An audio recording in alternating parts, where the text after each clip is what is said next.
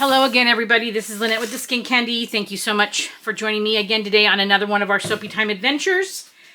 We are going to be doing a remake today, but I'm going to be doing a little bit differently. I need to make some more of our lavender essential oil soap. And I am making it just a little bit different. I am going to be doing the heat transfer method. And for those of you who don't know what the heat transfer method is, that is when you take your hot lye water, which is right here, which I just made.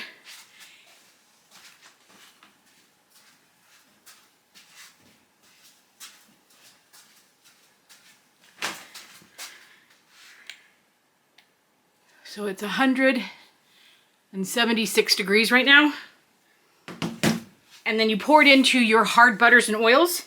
This is my shea, palm, and coconut oil. And then I'm going to be adding in my liquid oils after that to it. And this is my olive oil, castor, and let's see, olive oil, castor, and love that sound. Olive oil, castor, and jojoba oil. Gosh. And some people will probably ask me why I use jojoba oil. The reason is because I have a whole barrel of it. I purchased an entire barrel for a great big order that I had, and we made the order, sent it out, and we ended up overestimating the amount of jojoba oil we are going to use.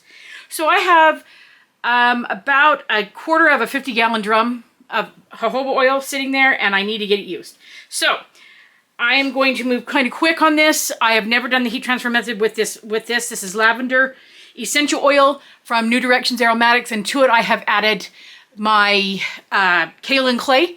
Kaolin clay is supposed to help anchor the fragrance, but I also love how it gives the slip to the soap.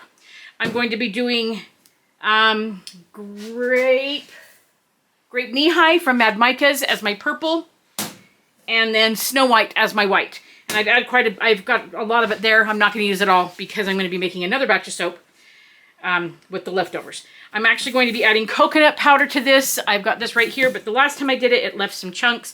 So I am going to be adding it and putting it through the sieve or through the mesh strainer to try to get the chunks out.